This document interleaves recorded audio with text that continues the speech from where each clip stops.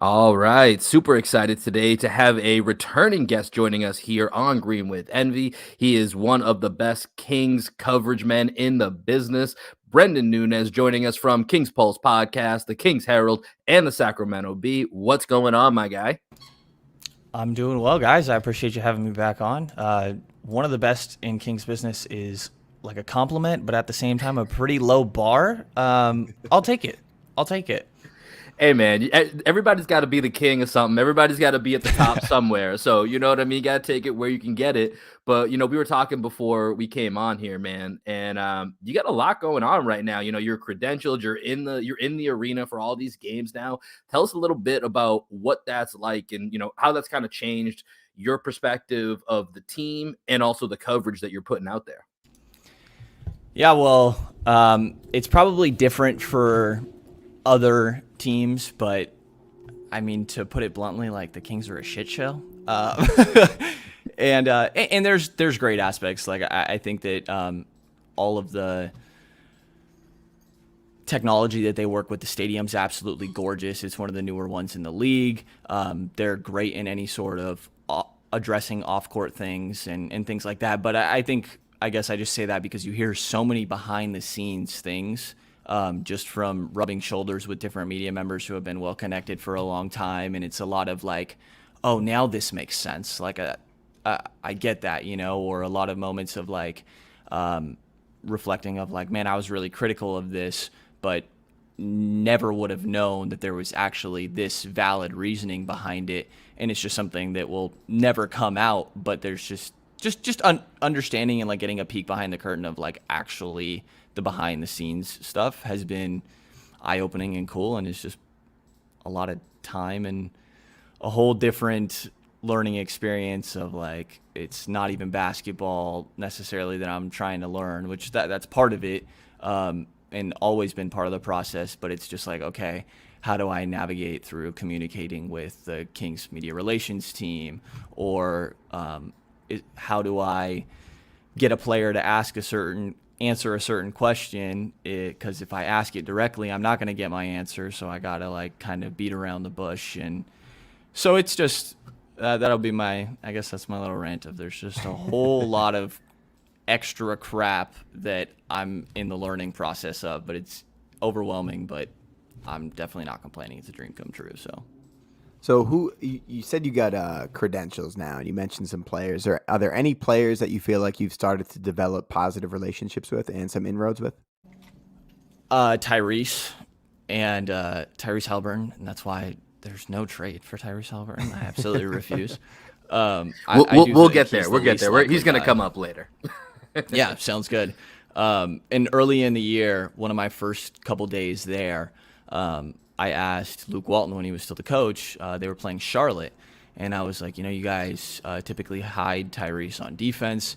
How do you manage that in a game like tonight where the other team you're facing has 4 really talented perimeter creators? And he kind of cut me off like, oh, we don't hide Ty.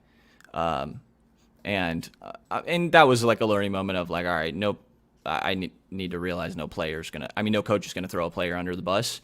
Even though a couple games prior, Luke was talking about how they used to have to hide Ty, and now he's shown a lot of progress. And then probably a couple weeks later, Ty was leaving a press conference and was like, by the way, I wanted to ask you, how was my defense tonight? And I didn't realize he was talking to me at first, and then he kind of just walked away. It was hard to tell who he was talking to. And the next day, the next game he did it again, and specifically was clearly talking to me. And he said that he was going to ask me after every single game. And then the next game they played absolutely horrible defense like they do pretty often. I caught him at a shoot around saying, how are you going to give me a hard time and then just not show up to media after your bad defensive games? Like, what is this? Yeah.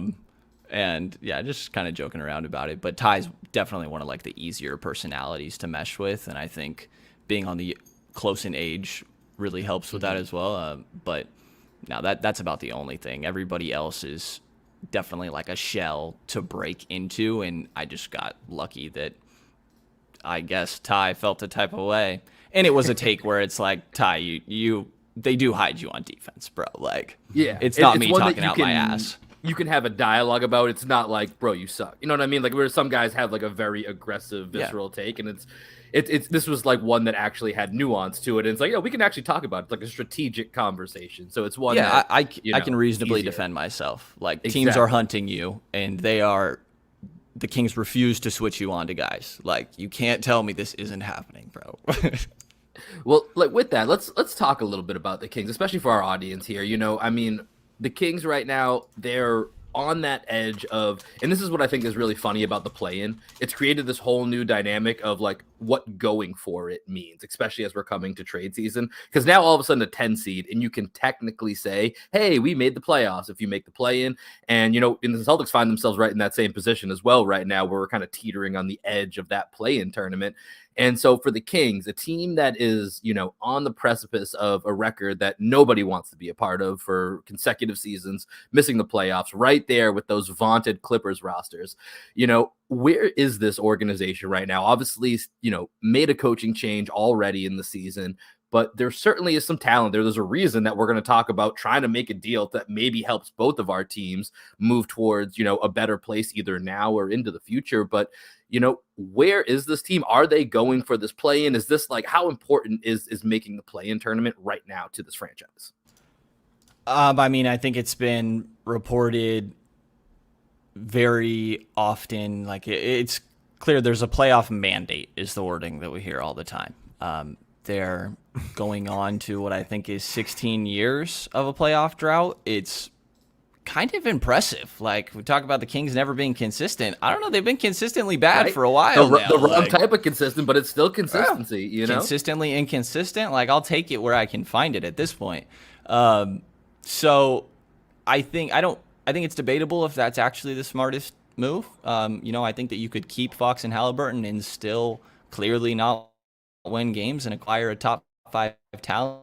Like we saw them run into the same sort of situation last line, and they decided to go a little bit more win now, and the Toronto Raptors did the opposite and kind of embraced some of their injuries and put their focus on optimizing where their draft was going to be, and they just put themselves in one better odds position. They end up jumping up and getting Scotty Barnes while the Kings are sitting with Davion Mitchell. So I think it's very understandably debatable on if that's actually the best way to move forward, but it seems pretty clear that the focus is on making the postseason. And I don't know that means it. I don't exactly think that means like we need to shake up Fox and Halliburton. Like all the reporting we've seen recently, there was one report that came out of that quickly got counteracted by Amick and Shams and James Ham and a handful of other people. The whole idea of they are willing to, the specific one was Fox for Sabonis, for example. And it quickly got countered of, it's not that they're shopping these guys. It's that nobody is off the table. And I think there's only 5, maybe 10 players in the NBA who are untradeable. And there's no reason that anybody on Sacramento's roster should have that label. So I think for Fox and Halliburton, it's less of we're trying to see what we want to move them or feel a need to. But it's, hey, if you give us a good offer, these guys could be on the table. I just don't think they are. I think that they're going to do anything to move off from the big three seems Harrison Barnes, Buddy Hield, or Rashawn Holmes, and future draft assets, because they haven't traded away a first-round pick since they've traded for De'Aaron Fox. So you want to talk about you're trying to win games, then act like it. And GM has pressure on him. So I would guess Fox and Halliburton aren't moved unless they get blown away by a deal, and instead it's some of, if not all of that trio and draft assets. It's really interesting. If you just switch out the name of the team and switch out the names of the players, you could be saying the exact same thing about the Boston Celtics. Like, as you were talking, I was like, oh my God, are we the Kings now? Like, is this what's actually happening this year? Just switch out Fox and Halliburton for Brown and Tatum. Like, I know Tatum is untouchable, but who knows, man? If someone comes to the table with a huge offer for Jason Tatum or a huge offer for Jaylen Brown, who knows what the Celtics would be willing to do right now, because it's not working We're recording this on Saturday, so the day after the unbelievable loss to the Portland Trailblazers, in which the Boston Celtics did not score a basket in the final 7 minutes of the game against the worst defense. The worst defense in the league, bro, and we did not score a basket. We had 4 free throws, I think it was, and I told myself, I don't know if I want to talk. Oh, it was it's not unbelievably bad. So and Tatum has missed his last 23s. Jesus. Wow. Wow. Jesus. I love watching this live reaction right now because this has been so in our face for the last week. It's maddening. Well, and it's funny because I talk to Adam Taylor a lot, right? And he's kind of like the way I keep up with the Celtics throughout the season outside of basic box score and reading and things like this. And I definitely had a lot of the moments that you guys have had of oh, this is actually pretty similar to what I'm dealing with. And I'm like, but the difference is this is normal for me. It's almost better though, because you don't have the expectations of being a good team. I don't know. The Portland thing is tough, but the Kings just lost back-to-back games to the Houston Rockets and the Detroit Pistons. Yeah, that's not great. The Pistons averaged 100 points a game, and they scored 133 against the Kings and went on a 10-0 run to close the game. And Cade Cunningham played 20 minutes because he was in foul trouble. Yeah, with a playoff mandate, that's not ideal. But to Greg's point, we just lost, as we're recording this, back-to-back games against the Pelicans where we had them in the bonus for the last 8 minutes and 40 seconds, didn't shoot a single free throw. And then to Greg's point against the Trailblazers, we're up 11 with 7:13 or 7:19, whatever it was to go, didn't score another field goal. Only had a couple of free throws to end the game. So once again, very similar, disappointing, just disappointing seasons overall. And so let's just talk about that for a second. Give us some funny tips. Though, real quick. Go ahead. What's funny? We actually beat the Pelicans, but it felt like we lost to the Pelicans. We lost to the Hornets. That's who. That's what it was. I mixed up my games. But against the Pelicans, it really did feel like we lost because we should have fucking blown them out, and we barely beat them. That's what it was. Yeah, I can't even keep it straight anymore. Every single time on Twitter, Brendan, it's literally, well, this is the worst loss of the season, but it's just a bi-weekly occurrence that it's the worst loss of the season. Alvin Gentry's been coaching for 35 years, and he said about 10, 15 games into being interim, this is the worst thing I've ever seen in the NBA. And I think there's been about 3 moments since then where I'm I'm pretty sure this is worse than what you were talking about the other day. It's just one-upping that moment continually over and over again. So give Greg and I some tips, man. What are the best ways from a coverage standpoint, from a podcast standpoint, from a mentality standpoint? How do we continue to go through this? Because this is kind of 2 years of it. I know COVID's weird, so there's we can talk ourselves out, off the ledge in certain ways. But right now, there's a lot of similarities. So give us your insights on covering a very, very average team. Yeah, I think what I do, and I also think that I haven't been around long enough to maybe be completely corrupted and have lost hope because I've only covered the Kings for 3 years, and a lot of the guys that I write with have been doing it throughout the entire playoff drought. So at this point, they're constantly going to expect incompetence, which I think is completely understandable. But from my point of view, I just try to talk myself into, because in the same way that I don't have that weight of the previous years on me, new GM, he's in his second year, which feels like way longer at this point. Somewhat new GM Monty McNair shouldn't have the weight of those previous years. That shouldn't matter. It shouldn't factor into his roster creation. If you're considering that in how you're building, you're going to make mistakes, and that just shouldn't be considered. So I think the way that I keep myself sane is theorizing what could be the plan, because everybody has a plan. It looks like we hear so many people on King's Twitter are Monty McNair sitting on his ass and doing nothing. Guarantee you, he's a freaking Morey disciple. Guarantee you, he's mad scientisting and just maybe overvaluing assets or things like this.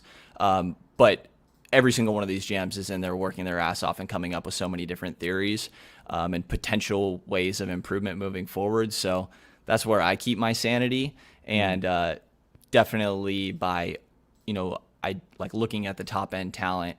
Halliburton's the best player that Fox has ever played with in his career. And Halliburton's blown me away this year to the point where I'm honestly not sure who has a higher ceiling between the two, which is ridiculous to say compared to where I was going into the year. And especially compared to where I was when Halliburton first got drafted. So I think a lot for me has been like, okay, how do you optimize these two guys? And like Phoenix is pointed to a lot as a situation that was a quick turnaround.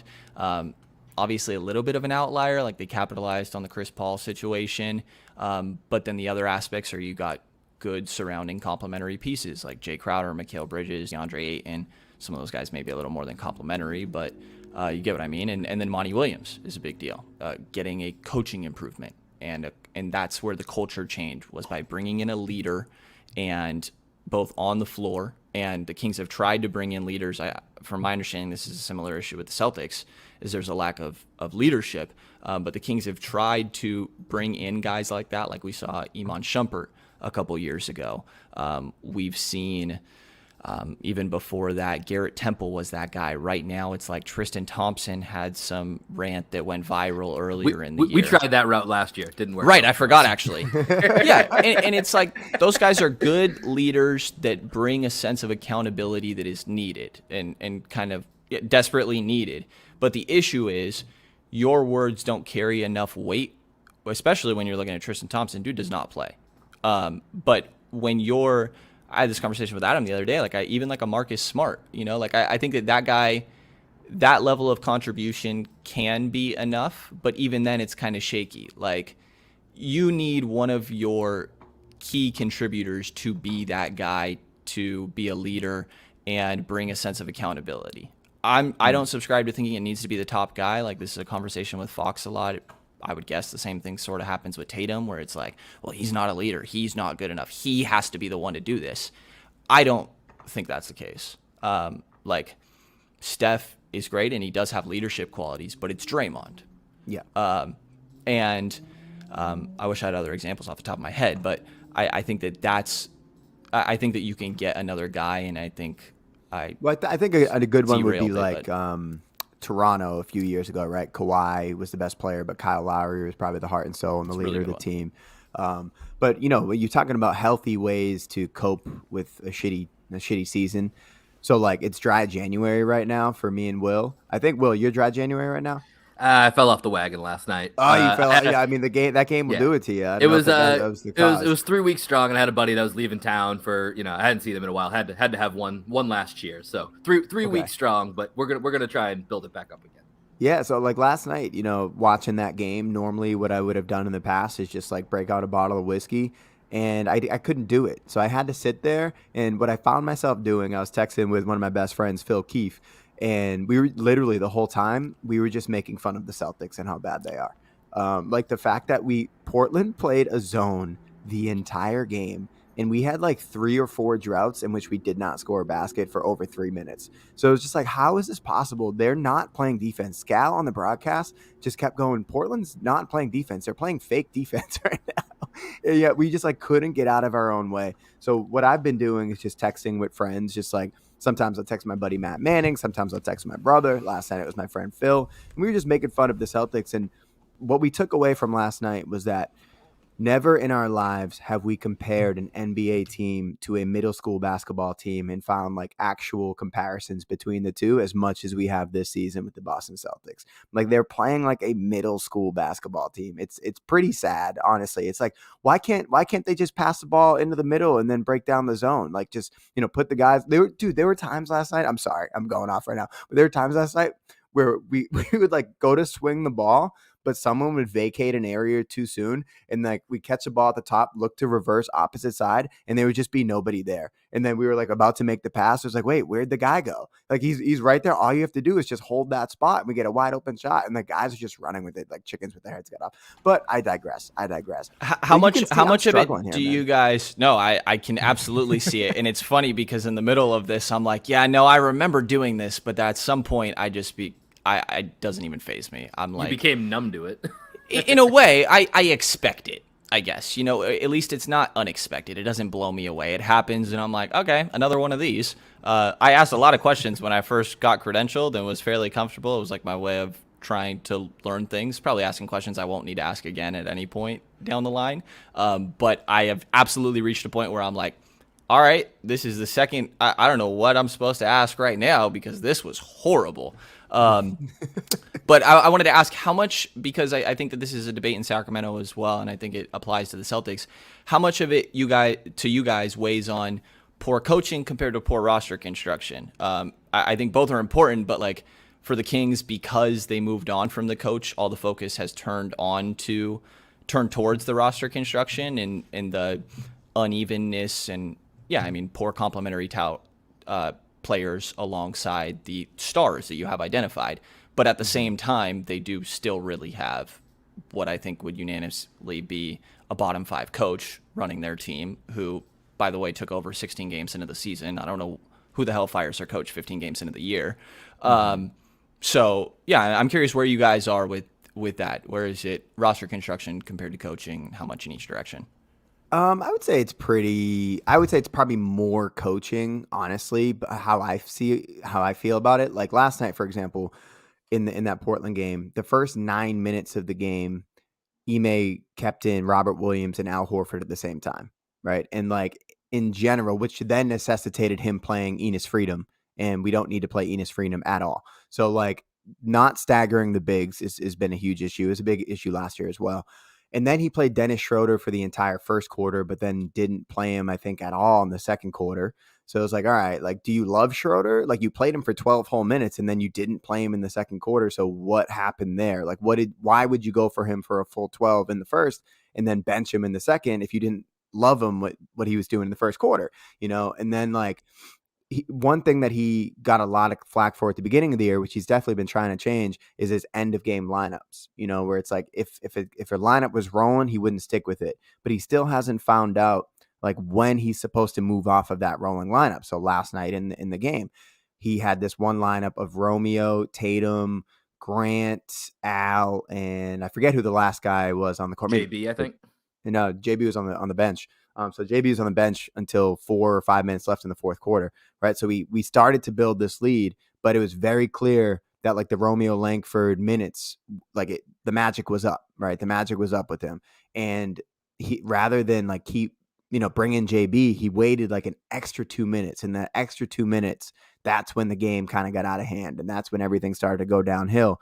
And he didn't have shooting on the floor. And Pritchard had been playing well. Pritchard hit 2 big threes in the either third or fourth quarter, and then he took them out of the game when it was clear we still needed to have that threat. So like for me, my biggest issue, I think it's more coaching than roster construction, because Ime does not have a feel for subs. It's his biggest issue right now. He has no idea when to sub, which buttons to push, and maybe it is roster construction because he doesn't know which pieces to go to at certain times. But for me, I would say it's definitely maybe like 60-40 coaching to roster construction. When it comes to lineups like that, I think that's really relatable to what we saw like last year for the Kings, because they had 2 different 7-game losing streaks. So they also had some really promising runs. And when they played well, a lot of it was reliance on 2 specific lineups. And specifically, they had one closing lineup that was like, this is the go-to. It was getting all the media coverage for a little while, and they just haven't been able to see that same lineup this year. A lot of it is Holmes has dealt with a lot of different injuries and all this COVID crap that's been going on and adding complications. But the way that the Kings found success last year was for sure by like, this is the lineup that we're rolling with, and being able to identify that even if it wasn't maybe a super clean fit, and sticking with that. Yeah. It's really tough to figure out where the blame lies, if you will, because the way I always look at our roster as it's currently made up, it's imperfectly talented. So the one thing Brad Stevens did when he came in is he upgraded the talent, and we had very minimal, we had a lot of restrictions to work with when it came to salary cap and roster flexibility. And I think he did a good job upgrading the talent, and just was like, that's step one, and then we'll get to the fit at a later date. And then Ime has, rookie coach, kind of gone through all the lumps Greg talked about. And and some of it feels very obvious, which is the frustrating part, is that it feels like there's some simple changes that could make a big difference, and he hasn't quite got there yet. But you know what? Ultimately, it's really depressing talking about the actual strategy behind these teams. Can I talk about one more thing? Go for it. Then let's have some fun. I need to get this last thing off my chest. In the game last night, we were rolling when we were about to win. Once again, referring to the Blazers game, we're recording on Yes. Saturday, so this is to the Blazers game, not the Wizards game that we talked about Correct. at the beginning of the podcast. Maybe we'll just run this like right after this. Who knows? But anyways, we were up 100-89, and in that time that we went up by 11, all we did was just have Jason Tatum and high pick and roll attacking their big, whoever their big was. Then there were 2 possessions in a row where we went away from that, and we decided to bring Romeo Langford up and set like a go screen for Tatum so that we could get a switch onto Anthony Simons, right? So for whatever reason, that's what we wanted to do. And it was just like, why are you going to call why are we going to go away from this high pick and roll, getting Nurkic or whoever the other big was in the action, and then go into getting Anthony Simons one-on-one on Tatum?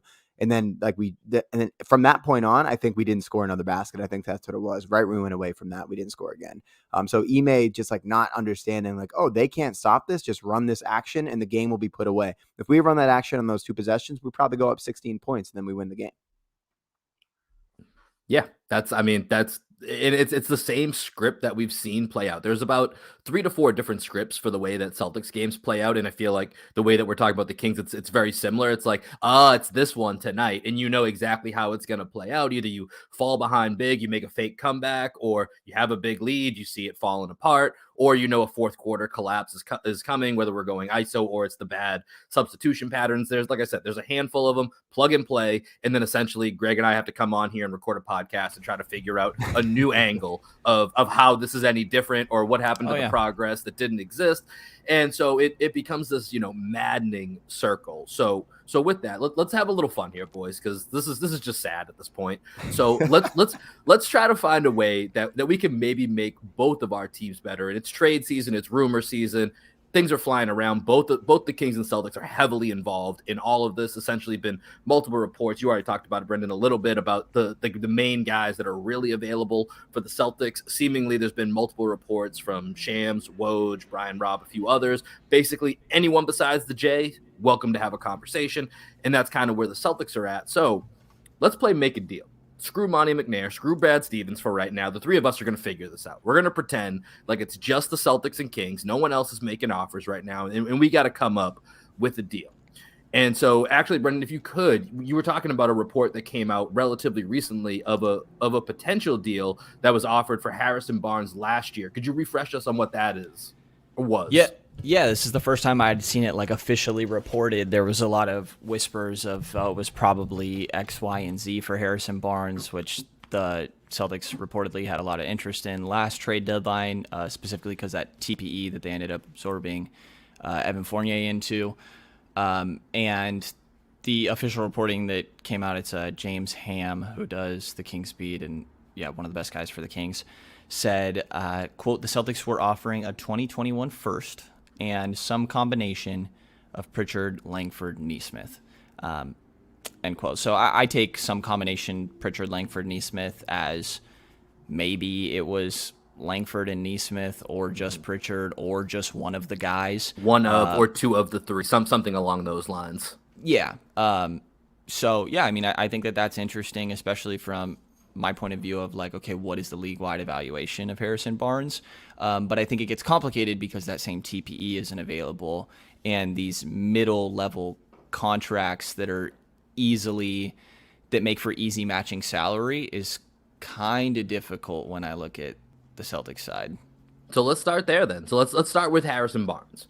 So looking at the Celtics roster, if you had to compile a deal that would at least be attractive to you and, is something either that you're excited about or you could live with, and then we'll talk more about like the landscape across the league, but just between these 2 teams, what would be the deal that you would construct that you think is relatively, equated to Harrison Barnes' value? Yeah, I mean, so looking at that previous evaluation, that's like 2 first-round picks, which is crazy to me. But like Robert Covington kind of got that. That's what apparently the Pacers are asking for Turner, which that reporting sounds like it's from Indiana's side, so who knows? A lot of posturing right now. Absolutely. Everything. There's so many like reporting comes out and literally the same day and the same reporter says something that goes against what I'm so confused at this point.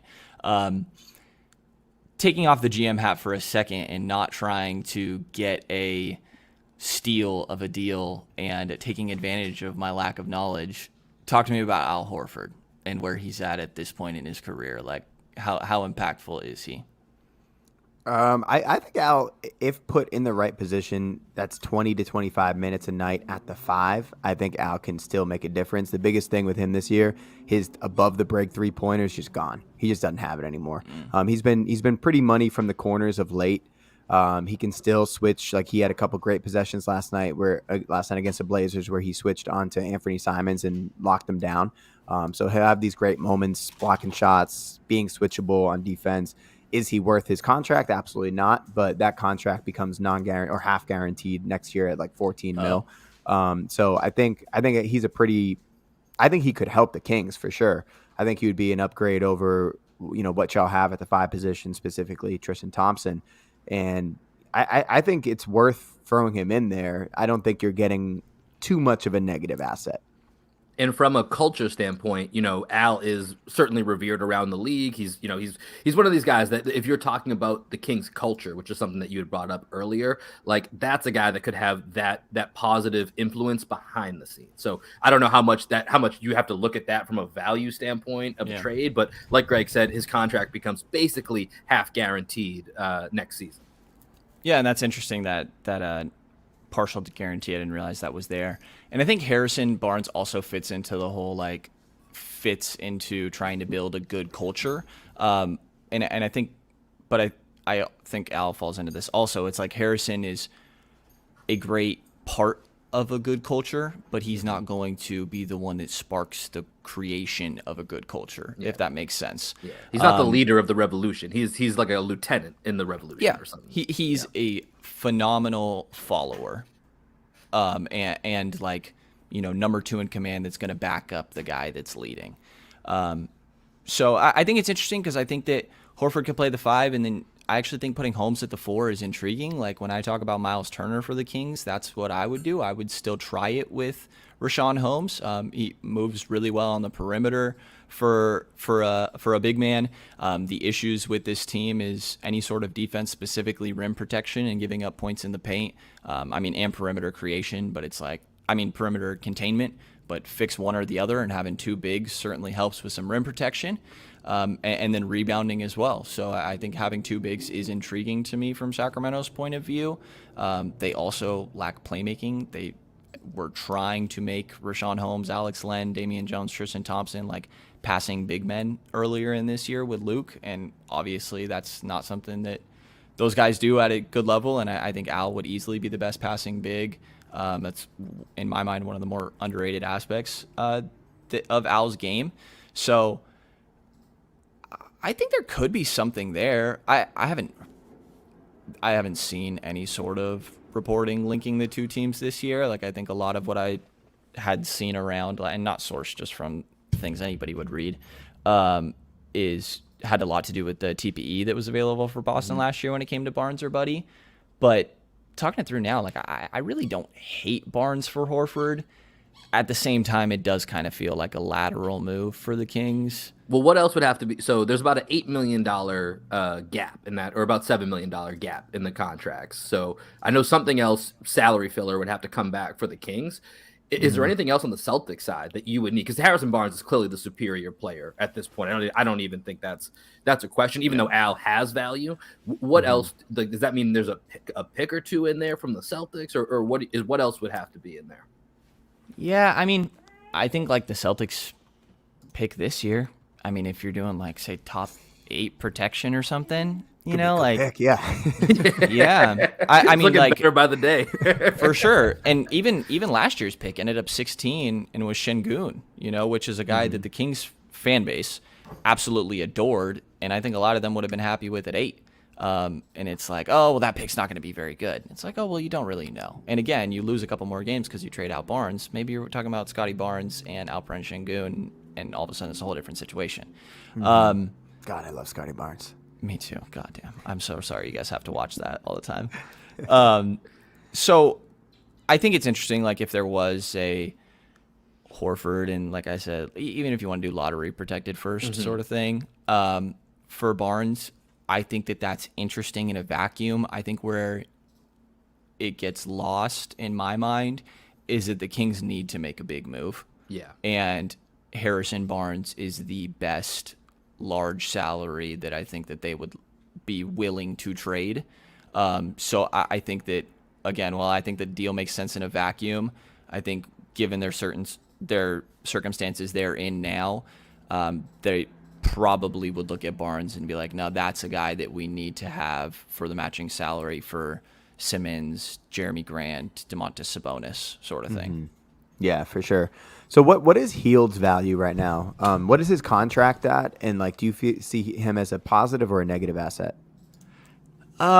So, I mean, on a team that lacks playmaking, I think it's a little suspect in my mind. But he also clearly, I mean, it's reading between the lines, but he does not want to be in Sacramento. And you can't really blame him. I mean, dysfunctional, admittedly so, and very clearly so. And he's, I don't know if calling him a scapegoat is accurate, because I do think that he's actively harming the teams a handful of times that he's out there.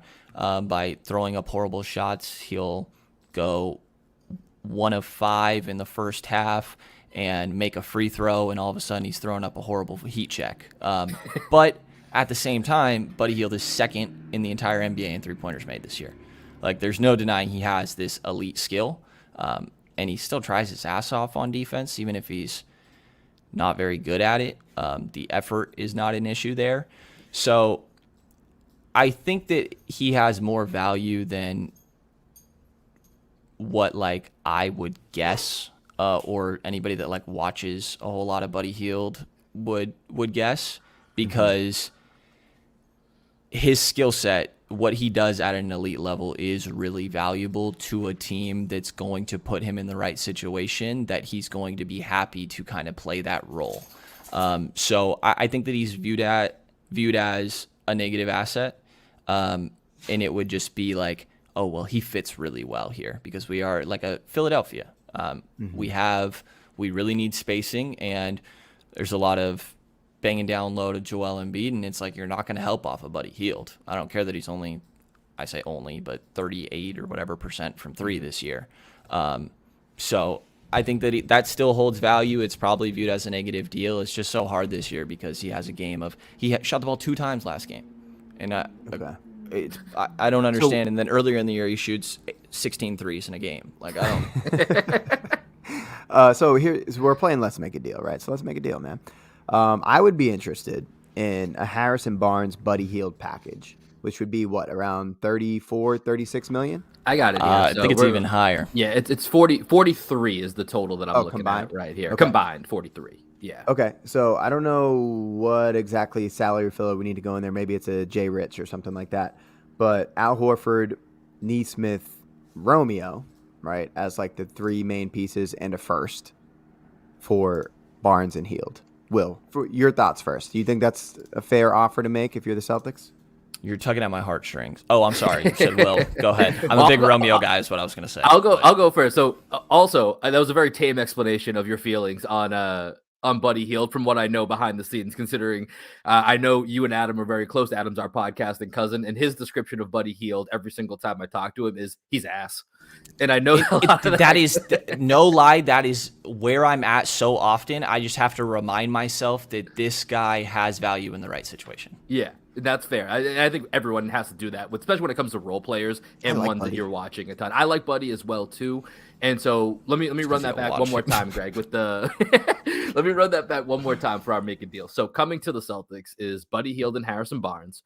Going out is Al Horford, Romeo, Nesmith, and it's probably going to have to be Josh Richardson, just looking at the cap sheet here. Excuse me, who's also going out. So let's say I think with sorry to butt in, but I think Horford, Langford, Nesmith for Barnes and Buddy, the Celtics only got to get rid of not even $1 million more from that point. So I don't think it would have to be Richardson. I think I mean, not like Grant's intriguing to me. The Kings don't have a 4. You can't have Grant. That's where I draw the line. You can't get Grant. Everybody but the Jays and Grant is on the table. Got it. Okay, well let's just use Romeo, Nesmith, Horford, and then the other 2 from the Kings for now, and a pick. I'm in on that deal. Personally, with me, like Romeo, Neesmith, like I'm a prisoner of hope with the two of them, and I'm just kind of tired of it. And it's not all on them. Part of it's the way that we're developing them, the way Ime's using them, and even part of it goes back to last year, some of the development. And like Romeo's had a great. He keeps doing this. He keeps having like 2 really great games, and then maybe he'll have 1 bad game and he gets buried on the bench, and then he comes back and has 3 bad games, and I only acknowledge the good ones. And depending, it's in the eye of the beholder which ones you choose to believe are that actual player, and I just don't know who they are. So if someone else sees appeal in both Neesmith or Romeo, or Neesmith and Romeo, and they find that as a value, as an asset, for me, Greg, I'm very risk averse. I know what I'm getting in Harrison Barnes, and I'm a big Harrison Barnes fan. I'd love to see him at the 4 in our crunch time unit. And yes, to your point, Brendan, putting Buddy Hield on a team that has suspect playmaking can be an issue, but we're also devoid of any real shooting gravity. And that's what I'm dying for. And have been talking with Greg for years about. I just want a guy that's out there, and even if he takes 2 shots, he demands space and gravity to give the Jays more room to operate. And we haven't had a guy some of these 3-point shooting nights, I'm like, holy shit, that's real. That's a real stat. Like, they actually did that shit tonight. It's disgusting. It's disgusting.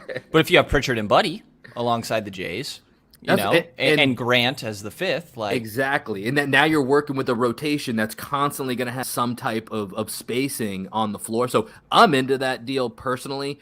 I don't think there's anything there that would really hold me back from it. Brendan, as on the Kings side of things, where would you be thinking with a deal like that? I think it falls under the same logic as like the previous HB Horford swap of, I don't mind this deal in a vacuum. I personally don't give a shit about Neesmith. I do. I was very low on Neesmith at the time of the draft. And I just don't know that he's done anything to like blow me away. There's maybe something there, but I mean, like, I don't think it'd be stupid for the Kings to do this trade. At least if you were talking about, just looking at this deal, not what other things could potentially be on the table, because like you guys mentioned at the top, there's five to 10 teams that are desperate to make a deal. And I think that the Kings are probably going to look to capitalize on some other top end talent. So while I don't think this is bad, I don't think it's a deal that a owner, first of all, is going to approve of, that has this playoff mandate in place and is genuinely desperate. At least that's what it seems like. Doesn't feel like that feels pretty obvious in my mind. Especially when the one thing the Sacramento had was like, oh, well, the fan base always shows up in great numbers, 2nd worst percentage of attendance this year. And in a lot of factors, California, COVID, and restrictions and things like this. But yeah, I mean, if you were down to retool from Sacramento's point of view and do the thing that I talked about I wanted them to do last year, and it's like, Fox and Halliburton still have a lot of team control. Horford fills a potential hole. And yeah, it could be that veteran presence that's also closing games. And then you're looking to potentially add a top 5 pick, because I think you're only 2.5 games out from the 3rd best lottery odds right now. Yeah, sadly. If they were willing to do that, I think it makes a lot of sense. I just don't think that they are. And I would guess that it's, again, like, these are your 2 clear big salaries that you'd move out in a deal for one of these potential big names that's available. So with that, let's go to Fantasyland before we get you out of here. And this is something that I'm gonna put out there. And this is, so Greg and I firmly believe, like, making any move with the Jays in the season right now is just ludicrous. Like, it's like, I get the conversation. I get kind of thinking ahead to, like, time moves quickly in the NBA, right? Things change on a dime. And all of a sudden, halfway through next year, you're the Kings. Exactly. Halfway through next year, Jaylen Brown's down to a 1.5 years on his contract. And you're like, is Jaylen happy? Or is he going to resign? Do we need to move him before? Because we've had Gordon Hayward walk. We've had, Kyrie Irving leave for nothing. Al the first time left for nothing, and the Celtics can't have that talent drain. We see what happens when we get to that point. So let's go to Fantasyland. This is something that I think might not happen until, or even be in the realm of possibility until the offseason. But let's talk about a Jaylen Brown trade. And one that actually Adam and I were talking with Jonathan Macri of Knicks Film School, and he brought up the idea of Tyrese Halliburton, as opposed to a lot of people do a lot of De'Aaron Fox for Jaylen Brown swaps. He brought up the idea of Tyrese Halliburton. So to your point of keeping, Buddy Hield or Harrison Barnes for a bigger move, let's say we take Tyrese Halliburton and, Hield has more years, but pick one of the two, Hield or Barnes, to make the salaries work. You don't want Tristan Thompson as the matching? No, I think we're good. We've had our fill of him and Chloe. It didn't work so good on our on our locker room. So let's take Halliburton, Hield or Barnes. We can debate over that. I would assume in this, with Jaylen Brown coming back, we probably need some type of draft capital. I don't know what that is or what the protections are, but let's say at least a pick with a first round pick with some sort of caveats to it. What's your appetite for that? And let's start with you, Brendan, then we'll go to Greg. Yeah. I mean, it's hard. I want to say that I'd rather move Fox. Well, that's kind of my point. I'd prefer Halliburton, so that's why I structured the deal this way. Totally. And even then, I don't know that I would. Fox for JB is a conversation that I've happily avoided, to be honest, because I don't want to put my foot too hard in one direction or the other. That saying made no sense, but I'm gonna roll with it. We got what you meant. It's all good. Yeah.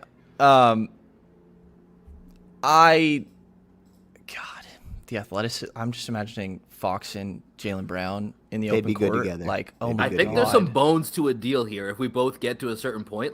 This is why I wanted to bring it up, because I hadn't. I kept defaulting to this Fox JB, and I'm like, I guess on a talent level, age level, there's some maybe they're just better fits. But I think really when you get to that Halliburton, and then you throw in Barnes or Hield for JB, and then you think about De'Aaron Fox and Jaylen Brown and whoever's left out of Barnes and Hield with shooting. I know you're big on Rashawn Holmes. There's something to this. There's something to it that's somewhat appealing to both sides, I think. Yeah, it's interesting. I would end up with a no, because Tyrese Halliburton's in his second year. He's gonna get a big extension. He seems like the guy that they are most attached to, and I think for really good reason. I've been absolutely blown away by Tyrese Halliburton. He's one of the best three-point shooters in the league. He averaged, I forget the exact number. He's top 10 in steals. He averages a ridiculous amount of assists. He's a stupidly good playmaker. And the self-creation that he's had off the dribble, I'm like, I don't know where the hell this came from. So I think that while the team is looking to win now in this playoff mandate, I think that Ty is a hard ask, because he really does contribute to win now basketball, but he's also probably the lone insurance policy they have of I don't think that they're probably sitting there thinking, oh, well, if things go bad, because they haven't done that before, but that's Ty. It seems like Ty would be here for a long time. And we've heard the coaching staff say, we want your personality to infect the rest of the team and be the identity of the team. They are ridiculously invested in Ty. God, I'm tempted, because I absolutely love Jaylen Brown. Anybody that doesn't know that's listening, I was a very big Celtics fan before I moved to Sacramento, started covering the Kings, and Jaylen was my guy. So this is a tough one. I just don't think that, and also like you guys pointed out, next year he'd only have 2 years left. I don't think that it's the most common from Sacramento's point of view. It's unrestricted free agency. I don't know how much that really favors us. That's fair. Yeah. So yeah, I think that maybe it's something that could be revisited down the line. I think the bones of a Fox for Jaylen is probably something that would make a little bit more sense from Sacramento's point of view. They've already got their extensions. Yeah, but obviously makes sense why we're both preferring Halliburton here. Yeah, I mean, I've never wanted to trade Jaylen Brown, but a Halliburton and Barnes deal for JB, I think I'd do it. I'm pretty sure I would hate myself in the morning after we made that deal, just because, as you said, Brendan, I love Jaylen Brown. Like, I just love him as a person. I love him as a player. I still think he has a ceiling to get to that he hasn't quite reached yet in terms of being a playmaker and just like really, really locking in on defense. The one What thing is his that ceiling to you? Sorry, I don't mean to interrupt, but this is interesting to me. Yeah, I mean, to me, JB, like Will and I talked about this on a previous pod, but like I call him like an escalator or an elevator guy. Like there are these guys that take the stairs, and then there are guys that just like elevate to a new level. And JB, every time you think like, oh, he's getting off the elevator right now, it's like, no, he's got one more floor to get to, one more floor to get to. And like I just don't think that what we're seeing out of Jaylen Brown this year in the first year, they're really asking him to be a primary playmaker on the floor, that this is going to be the ceiling of what Jaylen Brown is as a playmaker. I think that he started to make the simple reads, and he's never made the simple reads before. So he's starting to make the simple reads, especially as a pick and roll playmaker. I think that it's bad. It's not good. He's been really, really bad as a playmaker. But I think that he could probably get to the level of, like kind of similar to what you saw out of DeRozan in San Antonio. I think that that level of playmaking is not out of the question. I think what DeRozan has done this year is beyond what anyone ever expected him to do. So I don't think JB could get like quite to what DeRozan is this year, but I think like DeRozan in San Antonio is a possibility. Yeah, it's interesting. Like I said, really like Jalen. I think that I'm going to absolutely steal your elevator wording because Tyrese falls into the exact same thing. Even Tyrese spent 2 years at Iowa State. Year one, I don't know exactly where he was at the end of the year, but he certainly wasn't in lottery conversations. I think he was back end of the first round at best, and then jumped to his second year. And it's, I believe that's the year that THT left the year prior, and all of a sudden he becomes the primary, Tyrese, that being a role that many people thought he wouldn't be ready to embrace. And it's like, oh shit, this guy took a huge jump. And then you look at the jump between that final year at Iowa State, his sophomore year, and the jump that he made to his first year with the Kings. It's like, oh damn, they got a steal here, which I don't think was too crazy of a thought at the time. But it's like, oh man, now he's better than what people expected. And then you go to this year, and it's like, oh shit, this guy can create for himself like this. Like, we're not talking about elite role player. We're talking about like potential multiple-time All-Star here. Yeah, all of a sudden he's in the penthouse suite, you know?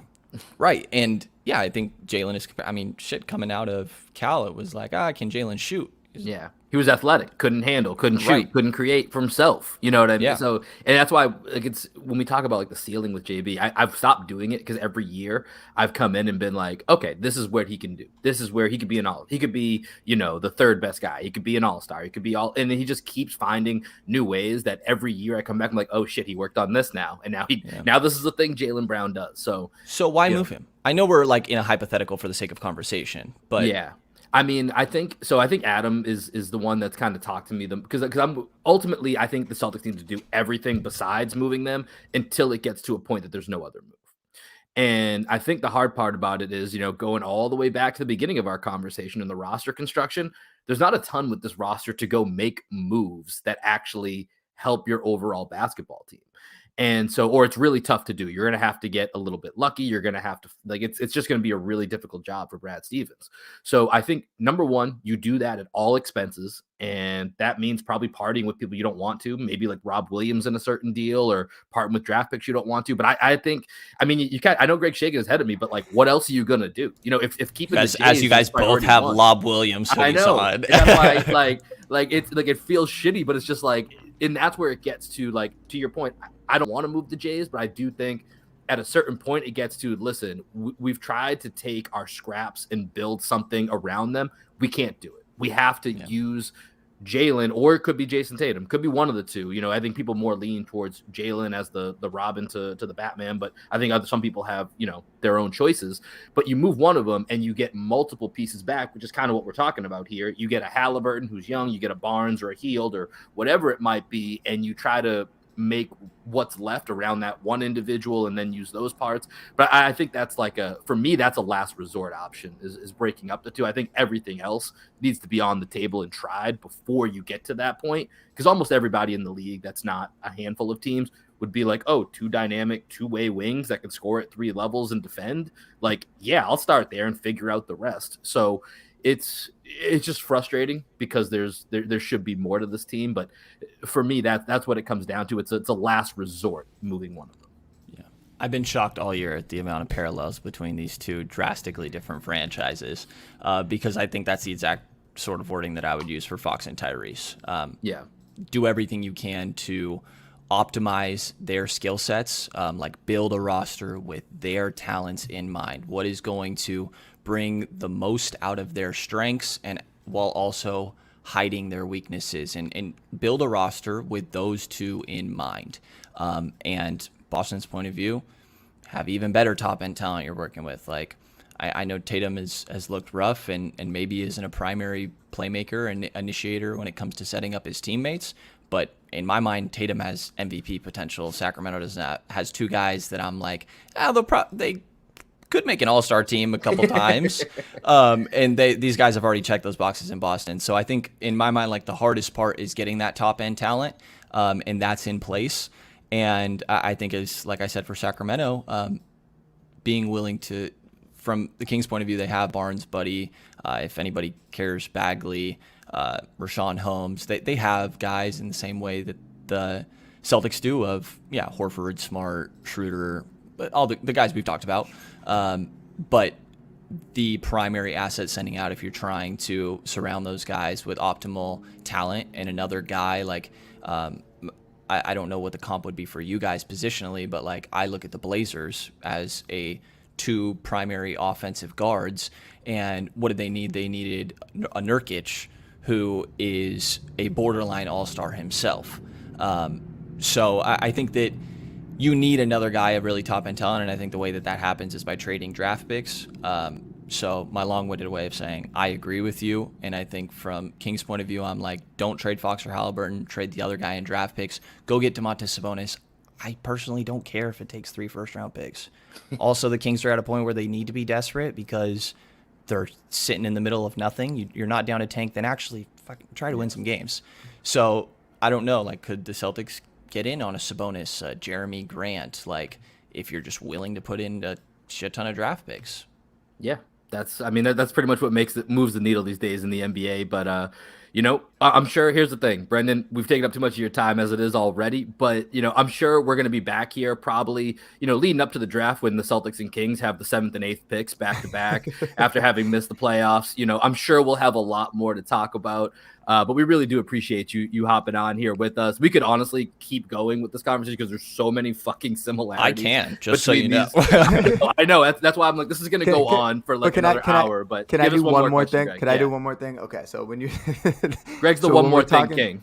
I know, I'm doing one more after this too. They're on your guys' right. Sounds good. So when you talk about like, oh yeah, like Tatum's a potential MVP candidate, like the type of guys that you then you could like open doors to if you put Tatum on the table. It's like, now is there like a Devin Booker, DeAndre Ayton package coming back for Tatum and Robert Williams or something like that? You know what I mean? Like, there are some really big names that you could potentially get yourself into, whereas I don't think like a Fox and Halliburton can get you like to that level of player. So like Jaylen Brown, to me, I think like the package that he can get back is probably more along the lines of what like a Fox and Halliburton could get you. Whereas Tatum, it's like, if you're trading him, as you said, he is potential MVP candidate. Like, those are the two names that just popped into my head, like Booker and Ayton. But like, this, why are the Suns breaking up their team? They're not, so like, I get what you mean, with Tatum, it's just like you could really, really get something huge back in return. And I think that's kind of the point Will's making, is like, if you're willing to put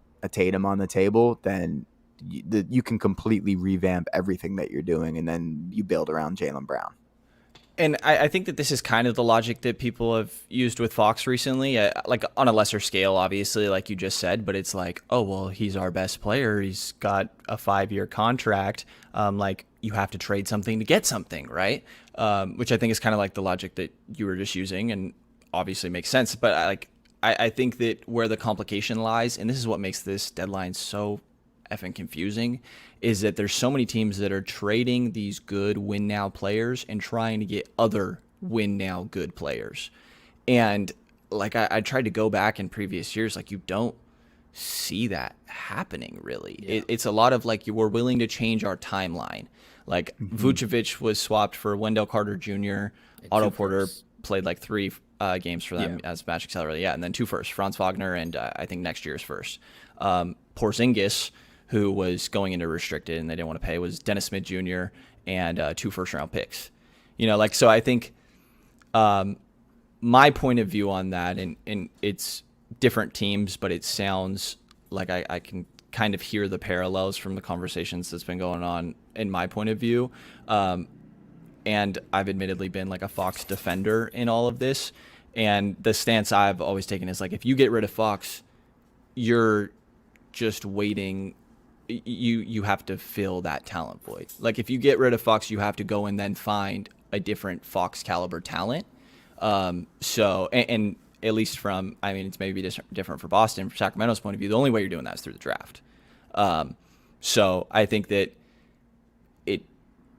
it totally can be a move going forward. It's just that like if you're moving on from that, you instantly have to fill that void, and it's I think historically rare to find a team that's willing to trade their win now pieces for other win now pieces. Yeah. But hey, this is batshit crazy deadline. It's kind of the curse of the play-in, right? I think the play-in I was kind of skeptical on, and then I really liked everybody kind of like trying to get a top 6 seed, but now everybody's fighting for quote unquote the playoffs because the play-in is for like you said, it's a gift and a curse with the play-in. We'll see, but I do think it makes the deadline a lot more difficult.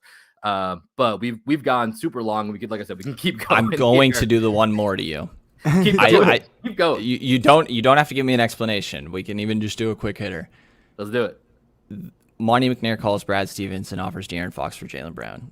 Is it a yes or a no? No. Interesting. Okay. Is it what more does it take? Like, is it a first? Is just a first enough? Next year's first. Say you don't want to do this year because they suck ass this year. They'll probably suck ass next year, but yeah, I mean, then again, we had your pick, and I was really excited for it. It's the 1 year you guys didn't end up in the fucking top 10. 1 year. Yeah. I know. I did. If the play-in would have existed at that time, the Kings would have managed to slip right under the bar like they do. Yeah. Because right before it existed, they were at 9, and then it's like, oh, we have to get 10th. I think we'll settle for 11. We did a whole breakdown last year, and I went through every single Kings pick for like 10 years, and all of them were in the top 10 except for the one that we had, which fell to 14. That one. Yep. But to your question, I mean, once you add in a certain amount of draft capital, I'm sure there's a point where I just have to say yes, just because it gives us more options going forward. Yeah, but just do that. Yeah, exactly. And so just in a vacuum, if it's Fox for JB, I just don't. I think the talent's somewhat on like an equal level of value, but like I don't think the fit is that much better that I'm excited to go ahead and make that move. And I'm a little attached to JB. That's part of it as well. Yeah, I think it's like trying to, like you're saying, find a better fit because there's a lack of playmaking seemingly in Boston. Fox's he was like 12th in playmaking last year, up like 7 assists. Like he's not a great playmaker, but I think he's instantly the best playmaker on the team for sure. But yeah, there is the aspect of like I think Fox is a better player, but when it comes to positional value, Jaylen has the edge there. So it's interesting. Where are you at, Greg? Yeah, I just think with Fox, like I was big on him coming into this season, but I've watched a few Kings games, and like there's something about like his decision making at the end of games that hasn't been great, and then that jump shot that I was really high on last year seems to have abandoned him this year. I don't know if you could speak to more on that, but like with Fox, especially the mid-range game. Like, I think he could live in the mid-range because he's so damn fast. You have to back off him. He's so good. He has been, actually. Recently, he is absolutely living in the mid-range, and it's a pretty damn good shot. He hits it at a really good rate. He's actually missed 2 game winners or a game-tying shot, which I guess isn't a great look, but he is living in that mid-range this year. The three-point shot has been bad, but I don't know what the hell went wrong at the beginning of the year, but if you go from, like, December on, Fox is that guy again. Okay. Yeah, I mean, I think Fox for JB, if you had pitched that to me last year, I think I would have said yes, because I've always loved Fox dating back to his time at Kentucky. And there's just something about him. He has this quality where like he seems like an alpha on a team, and I think being looking at the Celtics roster and not having an alpha outside of Marcus Smart, like I think that De'Aaron Fox could immediately come in and like be kind of remotivated to like really turn the season around for the Celtics and be the guy in Boston. I just don't know that he's that good. I don't know. Yeah. Do you know how happy any player would be to go from Sacramento to Boston? I know that you guys have your struggles, but I can only imagine going from dysfunction to historically great. Like, Yeah, it's becoming too much on the emphasis on the historic side as of what we're seeing out there lately. Right now, I mean, yeah, these two franchises pretty much aligned for where they're at for this season. Hit me up when it's been 14 years.